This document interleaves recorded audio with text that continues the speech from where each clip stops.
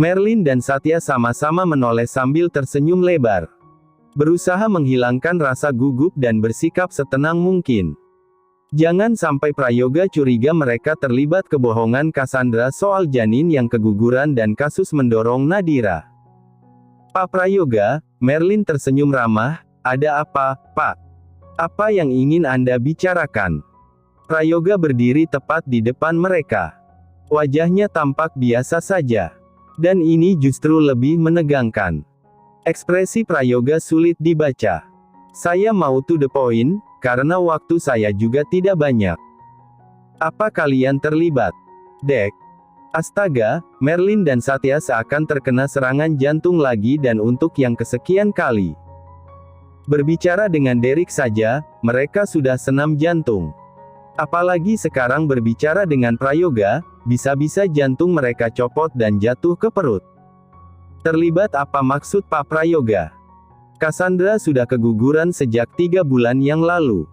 Apa kalian sudah tahu? Lutut Merlin dan Satya gemetar. Prayoga benar-benar tidak basa-basi dan langsung to the point. Kak Cassandra, putri kami keguguran 3 bulan yang lalu.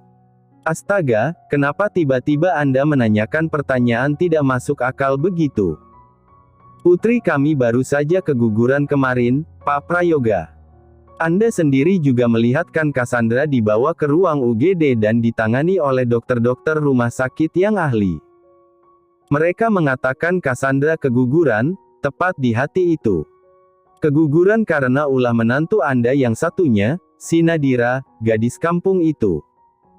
Merlin mencoba menjelaskan, yang dibalas anggukan kepala Satya. Jadi jawaban kalian? Tidak.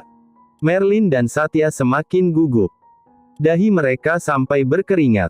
Saya berikan kesempatan sekali lagi untuk mengulang jawaban. Karena hukuman yang akan saya berikan tergantung jawaban kalian. Semakin banyak kebohongan, semakin berat hukumannya. Jadi, pilihan ada di tangan kalian. Merlin dan Satya saling menatap, seolah sedang berbicara melalui kode. Merlin takut dan rasanya ingin menggaku saja, memberi kode dengan menganggukkan kepala. Tapi Satya menggelengkan kepala, tidak setuju dengan usul istrinya. Menggaku sama saja menyerahkan nyawa sekarang. Padahal mereka sudah berencana ingin melarikan diri ke luar negeri. Sebelum Prayoga maupun Derek mengumpulkan bukti. Tidak, Pak, jawab Satya cepat sebelum istrinya keceplosan. Prayoga mengangguk-angguk. Pertanyaan kedua, insiden mendorong dari tangga, siapa pelaku yang sebenarnya, Cassandra atau Nadira? Ya Tuhan, kenapa masih ada pertanyaan lagi sih, dalam hati Satya merutuk. Soal itu kami tidak tahu, Pak. Kami hanya mempercayai ucapan putri kami yang mengatakan Nadira yang mendorongnya dari tangga. Sebagai orang tua, sudah seharusnya mempercayai anaknya, bukan? Jawab Satya. Baik, sudah selesai. Dan Prayoga langsung pergi begitu saja tanpa mengatakan apapun lagi. Aneh dan jauh lebih menyeramkan. Pak, bagaimana ini? Sepertinya Prayoga sudah mencurigai kita. Iya, aku tahu. Karena itu kita harus segera keluar negeri sekarang. Aku akan menyiapkan data-data kita dan menyewa bodyguard untuk menyelamatkan Cassandra. Merlin mengangguk. Anda dibebaskan. Cassandra melalui pengacara yang diajukan oleh Pak Prayoga telah mencabut tuntutan. Emma, dengan setengah tidak percaya, melangkah keluar dari sel penjara. Sembari melangkah, kepalanya terus bertanya-tanya. Ada apa? Apa yang terjadi sampai tiba-tiba Prayoga mencabut tuntutan? Apa Nadira sudah terbukti tidak bersalah? Atau Prayoga yang sengaja mencabut laporan karena tidak tega Emma di penjara? Ah, sepertinya opsi yang kedua tidak mungkin. Prayoga tidak mungkin sebaik itu mengeluarkannya dari penjara karena rasa kasihan. Di luar, Prayoga menunggunya, berdiri di bawah pohon, tepat samping mobil. Memakai kacamata dan menatap ke arahnya. Sok keren sekali, Emma mencibir, dan berjalan mendekat. Tidak perlu mengucapkan terima kasih. Saya belum mengatakan apa-apa, Tuan Prayoga yang terhormat. Tapi saya sudah bisa menebak kamu akan mengucapkan terima kasih. Prayoga melengos, melepas kacamata dan memasukkannya ke saku jas bagian dalam.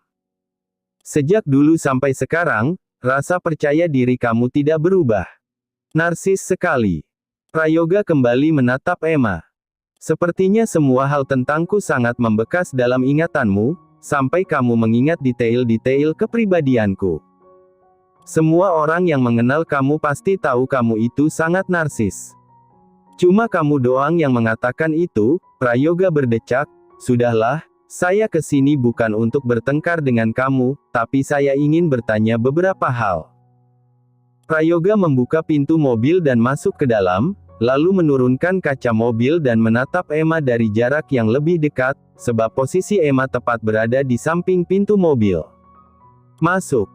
Saya bisa naik taksi, Tuan. Jika kamu mengenal saya begitu dalam, harusnya kamu tahu, saya tidak suka mendengar penolakan. Emma menatap Prayoga tak habis pikir. Rasanya ingin mencakar-cakar wajahnya. Tapi, harus Emma tahan. Emma tidak mau kembali mendekam di sel penjara karena kasus penganiayaan. Baik, Tuan. Maaf atas kelancangan saya. Emma hendak duduk di belakang. Apa saya sopirmu?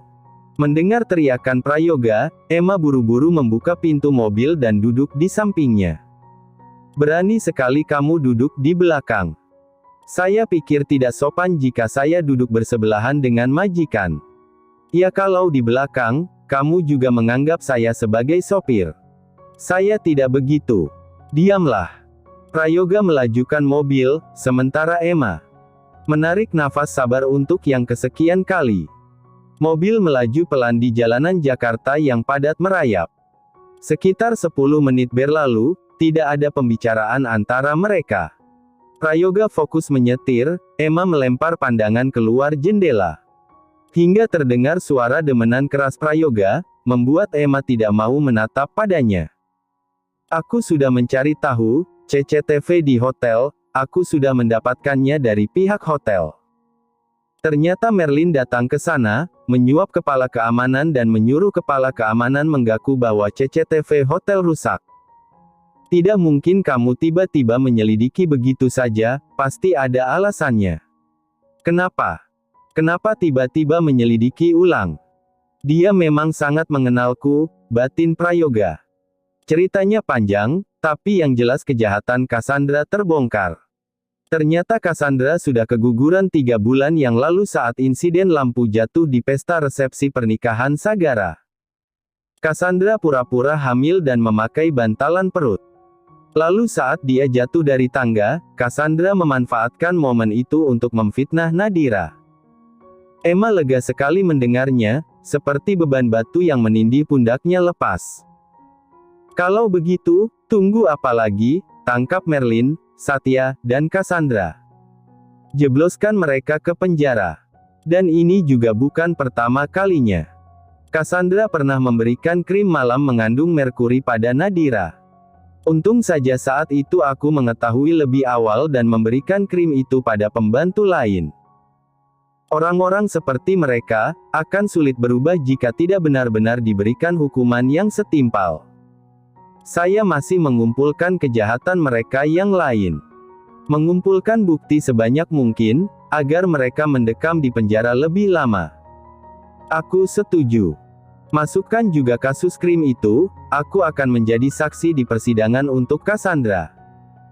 Prayoga melirik sekilas pada Emma yang terdengar sangat bersemangat, lalu fokus menatap ke depan. Selain itu, ada hal lain yang ingin saya beritahu. Apa?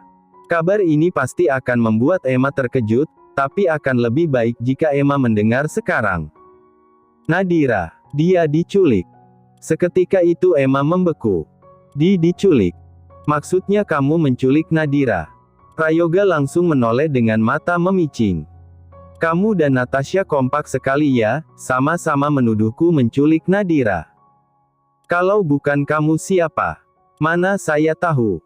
Saya dan Natasha masih mencari. Emma menghembuskan nafas kasar dan melengos keluar jendela. Seandainya sejak awal kamu mempercayai bukan Nadira pelakunya, semua ini pasti tidak akan terjadi. Apa hubungannya aku mempercayai Nadira dengan penculikannya? Memangnya jika aku mempercayai Nadira, dia tidak akan diculik? Emma tidak menjawab. Terserah, saya tidak peduli. Justru bagus dia diculik, saya tidak perlu repot-repot menyingkirkan Nadira dan anaknya. Orang kejam mayatnya hanyut di sungai. Prayoga berdecak, saya tidak kejam. Sore hari, sekitar jam 3 sore. Kak Derek, buka pintunya. Kak. Menulikan telinga, Derek membaca file yang dikirim oleh salah satu ahli IT perusahaan. File riwayat telepon dan chattingan di ponsel Cassandra yang telah dihapus sejak 6 bulan yang lalu. Sudah Derek katakan sejak awal, dia ingin mencari bukti lebih lanjut. Sejauh apa istrinya berbohong, sejauh itu pula dia akan memberikan hukuman. Riwayat telepon. Derek membaca daftar riwayat telepon Cassandra. Dan benar saja, ada cukup banyak riwayat telepon Cassandra dan Sagara. Lebih tepatnya Cassandra yang menelpon Sagara lebih dulu. Derek tertawa. Bagaimana bisa kamu bodohku serapi ini, Cassandra? Derek merasa menjadi orang paling bodoh di dunia ini. Sama sekali tidak punya firasat yang gimana-gimana soal Cassandra. Atau mungkin lebih tepatnya cinta Derek yang begitu besar telah menutup logikanya, menutup firasat-firasatnya dan tanda-tanda kecil yang ditunjukkan oleh Cassandra. Cinta yang besar membuat Derek memaklumi kesalahan-kesalahan kecil Cassandra, padahal itu petunjuk dari kesalahan besar Cassandra. Bodoh, benar-benar bodoh, Derek mengumpat untuk yang kesekian kali.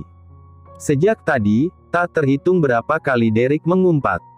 Kemarin bahkan Derek mengumpat di depan mamanya.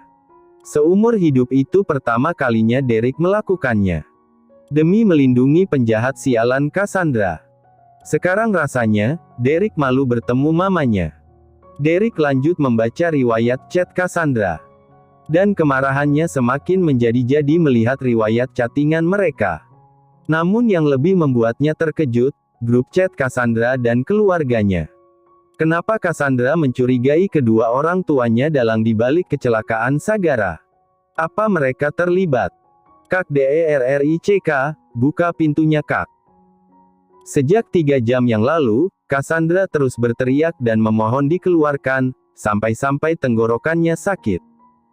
Cassandra bahkan sudah menangis, meraung, dan menjerit. Berjanji juga tidak akan mengulangi kesalahannya. Dia pun rela menuruti keinginan Derek. Tapi Derek tetap tidak mau mengeluarkannya dari sini. Kak Derrick, maafkan aku, Kak. Aku janji akan berubah. Aku menyesal.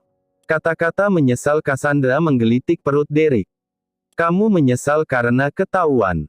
Coba saja tidak ketahuan, kamu tidak akan menyesal. Iya kan?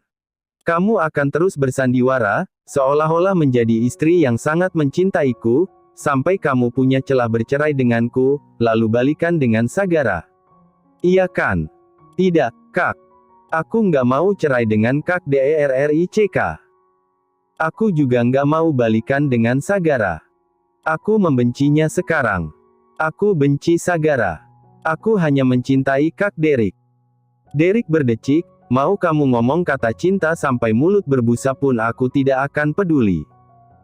Mulai detik ini, aku tidak akan mempercayai satu kata pun yang keluar dari mulut kamu.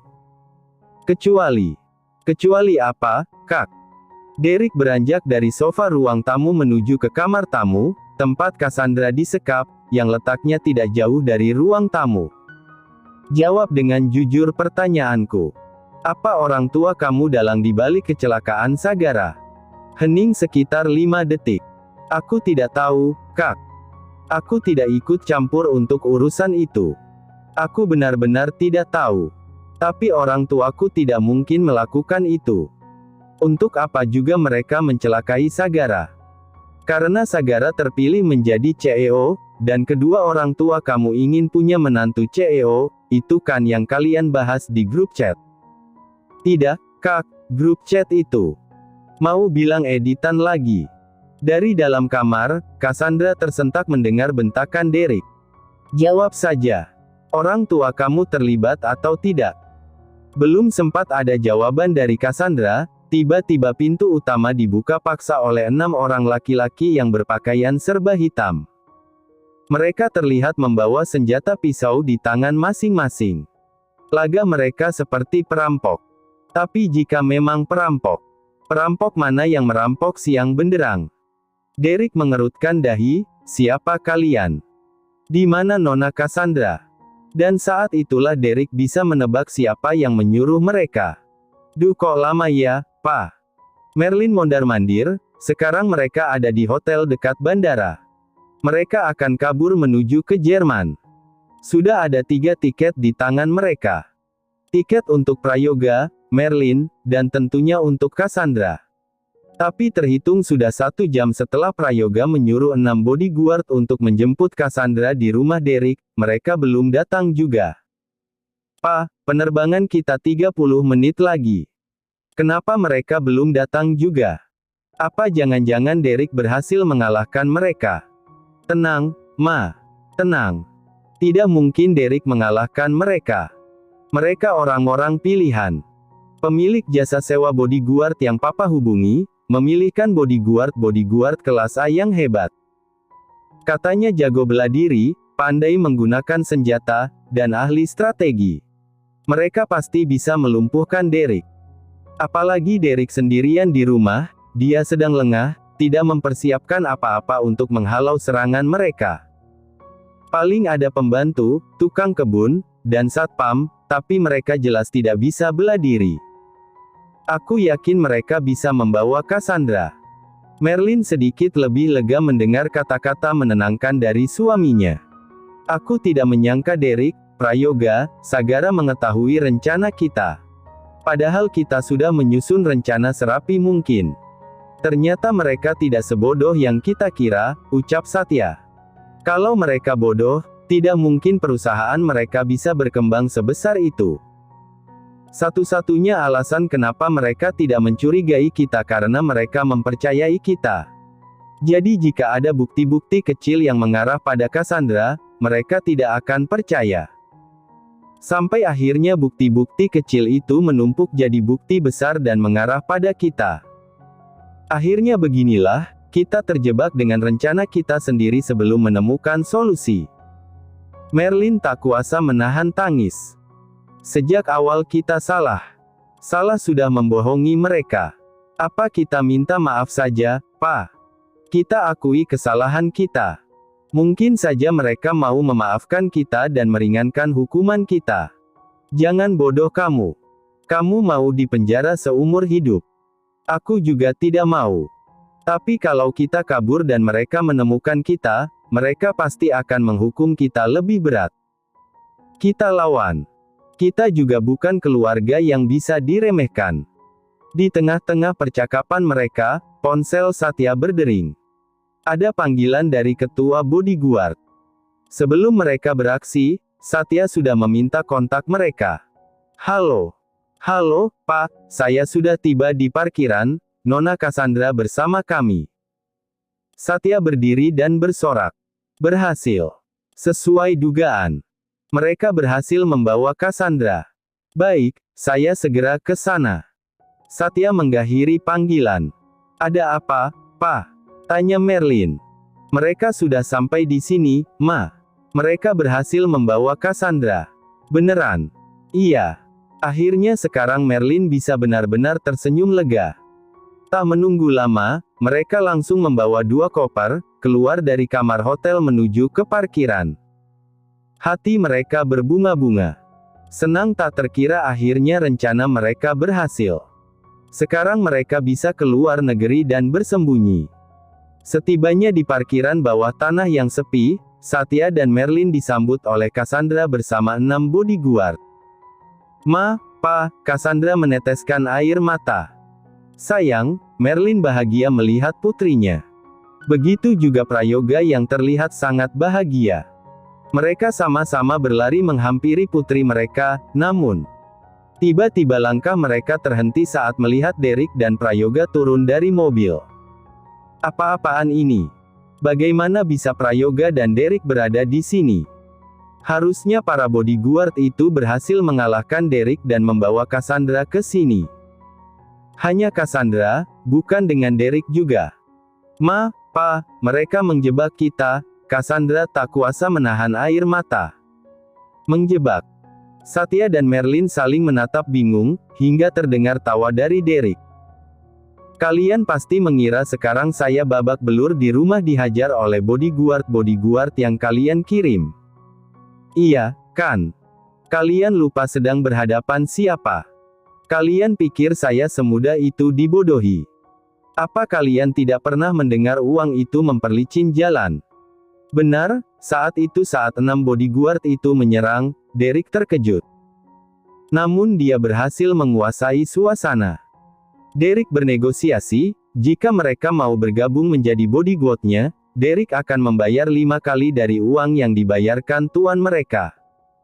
Mereka setuju tanpa berpikir 2 kali. Semudah dan sesimpel itu untuk menyelesaikan masalah. Kuncinya ada di otak yang cerdik dan uang. Tapi, secerdik apapun Derek, kenyataan selama 3 bulan ini mereka berhasil membodohinya, membuat Derek merasa begitu bodoh. Seumur hidup Derek tidak pernah merasa sebodoh ini. Derek, kami bisa jelaskan. Iya, benar, kami menggaku. Kami yang mengirim bodyguard itu, tapi bukan untuk mencelakai kamu. Kami menyuruh mereka membawa Cassandra, jelas Satya. Membawa Cassandra dan kabur ke luar negeri. Merlin dan Satya menelan ludah gugup. Skakmat dan tidak tahu lagi harus memberikan pembelaan apa. Kalian tahu, Prayoga angkat bicara, setelah sejak tadi diam saja. Saya marah sekali melihat kondisi yang terjadi pada kedua putra saya. Mereka diadu domba memperebutkan satu perempuan, hubungan mereka semakin renggang, dan salah satu putra saya nyaris merenggangkan nyawa. Saya benar-benar marah. Tapi kalian tahu yang paling membuat saya marah. Kalian, orang yang saya percaya, mengkhianati saya selicik ini. Merlin dan Satya tidak mampu mengatakan apa-apa. Rasa sesal bergelayut di kedua mata sendu mereka. Tapi semua sudah terlanjur terjadi. Kepercayaan Prayoga sudah hilang dan tidak bisa dikembalikan lagi. Dan kalian pasti tahu, saya paling benci dengan pengkhianat. Dan kalian akan mendapat hukuman berkali lipat lebih sakit dari apa yang kalian lakukan. Tidak, Prayoga, maafkan kami. Kami bersalah. Kami menyesal. Kami tidak akan mengulangi kesalahan kami. Tolong maafkan kami. Merlin berlari ke arah Prayoga. Dengan siap siaga, bodyguard buru-buru menahan Merlin. Begitu juga Satya yang ditahan oleh 2 bodyguard lainnya. Saya sudah memberikan kalian kesempatan untuk berkata jujur, tapi kalian memilih berbohong. Jadi sekarang sebanyak apapun kalian mengucapkan kata maaf dan memohon, tidak akan berpengaruh apa-apa. Prayoga memberikan kode kepada para bodyguard agar membawa Cassandra dan kedua orang tuanya masuk ke dalam mobil. Prayoga, aku mohon. Maafkan kami, Satya terus berteriak minta maaf tapi percuma. Sudah terlambat. Begitu juga Cassandra dan Merlin yang berteriak menyesal. Kak Derek, maafkan aku. Aku janji akan memperbaiki diri. Aku akan menuruti apapun perintah Kak Derek. Berikan aku kesempatan. Aku salah sudah membohongi kakak. Tapi keguguran itu juga bukan keinginanku. Aku juga kehilangan anak kita. Mari kita pertahankan pernikahan kita. Aku masih ingin mengandung anak Kak Derek. Maafkan aku, Hicks. Derek berdiri membelakangi Cassandra dengan tangan terkepal kuat. Hingga perlahan suara Cassandra mengecil saat dipaksa masuk ke dalam mobil. Kak Derek. Sampai mobil melaju meninggalkan parkiran, Cassandra masih menggedor-gedor pintu mobil. Terus memanggil namanya. Kak Derrick. Namun Derek yang terlanjur emosi tidak mau mendengarkan apapun penjelasan Cassandra. Dan saat semua sudah hening, perlahan tetes demi perlahan tetes air mata Derek mengalir membasahi pipi. Derek tidak ingat kapan terakhir kali dia menangis, dan kini dia menangis lagi saat usianya sudah lebih dari 30 tahun. Hatinya yang terlampau sakit membuat Derek tidak bisa menahan air mata. Bagaimana tidak, untuk pertama kalinya Derek mencintai seseorang dengan tulus, memberikan segalanya, mengorbankan apapun, tapi yang dia dapatkan justru pengkhianat. Dan yang lebih membuat Derek menyesal dari segala rangkaian penyesalannya. Dia telah melukai Nadira, perempuan rapuh yang tidak salah apa-apa. 7 hari kemudian, kondisi Sagara sudah membaik. Tetapi cedera serius pada kakinya menyebabkannya harus mengandalkan kursi roda untuk bergerak. Hari ini, setelah seharian ke sana kemari, mencari istrinya, Sagara duduk termenung di kursi roda, di halaman belakang rumah. Menatap taman bunga yang mulai layu. Hari ini pasca 7 hari kepergian istrinya, Sagara merasa sepi. Dalam kesendirian, perasaan kehilangan dan kecemasan terus menghantui. Setiap sudut taman yang pernah dipenuhi warna-warni bunga dan kebahagiaan kini terasa sunyi dan sepi. Sagara mengingat saat-saat indah bersama Nadira, di taman ini, saat bunga-bunga itu masih segar dan bermekaran. Saat itu, mereka membahas nama anak mereka. "Tuan, setelah USG tadi kan, anak kita cowok. Tuan sudah menyiapkan nama." Saat itu, mereka duduk di ayunan yang terbuat dari bangku taman. Sagara mengupas jeruk dan menyuapkan pada istrinya yang bersandar di dadanya. "Belum. Tapi aku suka nama Nagara." "Nagara? Maksudnya gabungan Nadira dan Sagara?" Mata Nadira berbinar-binar saat suaminya mengusulkan nama gabungan mereka. "Enggak, bukan gabungan, hanya terlintas di kepala saja." Sagara berdeham malu dan melengos. Sementara Nadira tertawa dan terus menggodanya. Saat ini, taman bunga yang mulai layu sekarang, menjadi sebuah gambaran yang sesuai dengan perasaannya. Sagara tengah larut dalam lamunannya, hanyut dalam dunianya sendiri. Matanya menatap kosong ke kebun yang mulai layu di depannya, sementara pikirannya terus-menerus mencari tanda-tanda keberadaan Nadira. Semua itu membebani hatinya dan membuatnya tenggelam dalam kekhawatiran. Tanpa sadar, seseorang mulai memperhatikannya dari belakang. Orang itu, dengan napas lesu, bergerak perlahan mendekati. Ketika langkah kakinya mulai terdengar, Sagara tersentak kecil, matanya dengan cepat melirik ke sisi kanan, waspada. Sagara awalnya mengira Bu Emma yang datang, tapi ternyata yang muncul di depannya adalah Derek. "Mau ngapain ke sini?" tanyanya dengan nada waspada. Wajah Derek tampak kusut, wajahnya lesu. Tanpa kata-kata, tiba-tiba Derek berlutut di depannya, sontak saja membuat Sagara terkejut. Ini adalah pertama kalinya seumur hidup, Sagara melihat kakaknya berlutut. Ada apa? Kenapa dia mencurigakan sekali? Apa Derek berniat membunuhnya tapi meminta maaf dulu sebelum menghunus pisau dan menancapkan ke perutnya? Apalagi Sagara sedang dalam kondisi lemah. Pikiran negatif mulai merambati pikiran Sagara. "Ngapain sih lo?" tanya Sagara dengan suara yang bingung dan gusar, heran dengan tingkah kakaknya yang sangat aneh.